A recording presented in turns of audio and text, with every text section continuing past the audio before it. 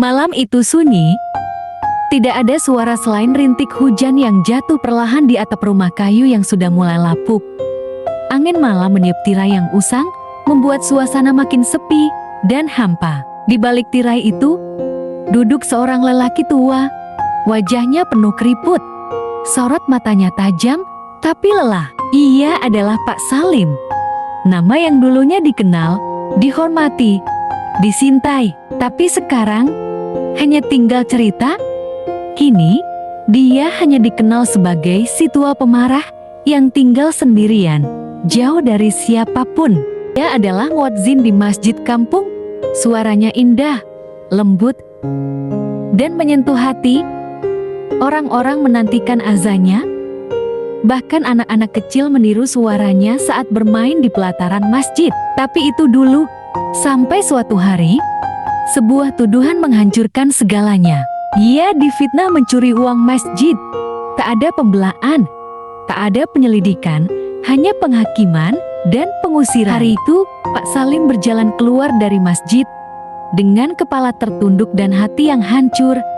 Dan sejak hari itu, ia tak pernah lagi menoleh ke arah masjid. Bertahun-tahun berlalu, masjid itu kini diramaikan oleh generasi baru. Orang-orang yang tak mengenal masa lalu Pak Salim, yang mereka tahu hanya satu.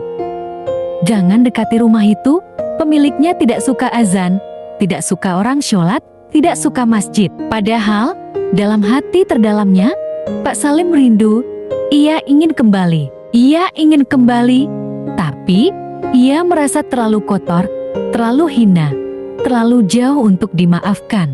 Allah tak mungkin mau menerima aku, begitu pikirnya setiap malam, hingga ia hidup dalam sepi dan merasa tak layak untuk berharap apa-apa lagi dari hidup maupun dari Allah. Tapi malam itu berbeda. Langit gelap, hujan deras, petir menyambar jauh di ufuk. Pak Salim terbangun tiba-tiba dan ia mendengar sesuatu. Azan, tapi bukan azan subuh dan bukan dari masjid dekat rumahnya. Suara itu pelan, tapi jelas, seperti memanggil, menyentuh jiwanya. Suaranya tidak asing, tapi bukan suara manusia biasa. Pak Salim berdiri perlahan, tubuhnya gemetar. Entah karena dingin atau karena sesuatu yang lain. Dengan langkah pelan, ia keluar rumah, tanpa payung, tanpa alas kaki. Hujan membasahi tubuhnya, tapi ia terus berjalan menuju arah suara itu, dan langkah itu membawanya ke masjid. Masjid yang telah bertahun-tahun ia tinggalkan. Pintu masjid itu terbuka, cahayanya temaram, sajadah terhampar rapi, tapi tidak ada siapa-siapa. Pak Salim berdiri di ambang pintu, memandang ke dalam, dan tiba-tiba air matanya jatuh. Ya Allah, jika Engkau masih menerima orang seperti aku, malam ini aku ingin kembali. Ia melangkah masuk, lalu bersimpuh di atas sajadah. Tangisnya pecah, lama ia menangis, tangannya bergetar, bibirnya gemetar, dan dadanya terasa sesak. Tapi ia tetap bersujud, karena di saat itu, ia sadar hanya satu yang ia butuhkan, ampunan.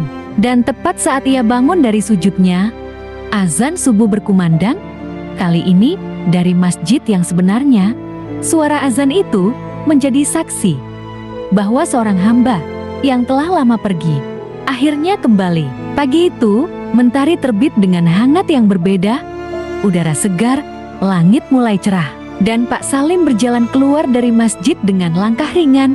Wajahnya masih basah, tapi kali ini bukan karena hujan, melainkan air mata taubat yang telah membasuh luka lama. Anak-anak kecil yang lewat menyapanya, "Assalamualaikum, Pak Salim." Dan ia menjawab dengan senyum yang belum pernah muncul selama bertahun-tahun, "Waalaikumsalam, Nak." Hari-hari berikutnya, masjid mulai sering melihat sosok Pak Salim kembali, bukan sebagai muadzin, tapi sebagai hamba yang rindu pada Robnya, yang tak peduli lagi pada masa lalu, karena ia tahu Allah tak menilai masa lalu, tapi niat dan tekad hari ini. Dan setiap kali ada yang bertanya padanya, "Apa yang membuatmu kembali, Pak?" Ia hanya menjawab pelan, "Ada suara azan malam itu, tapi yang paling lantang bukan di telingaku, melainkan di hatiku. Wahai saudaraku, jangan pernah merasa bahwa kita terlalu hina untuk kembali kepada Allah. Jangan biarkan dosa-dosa masa lalu menahan langkah kita menuju cahaya, karena Allah tidak pernah menutup pintunya.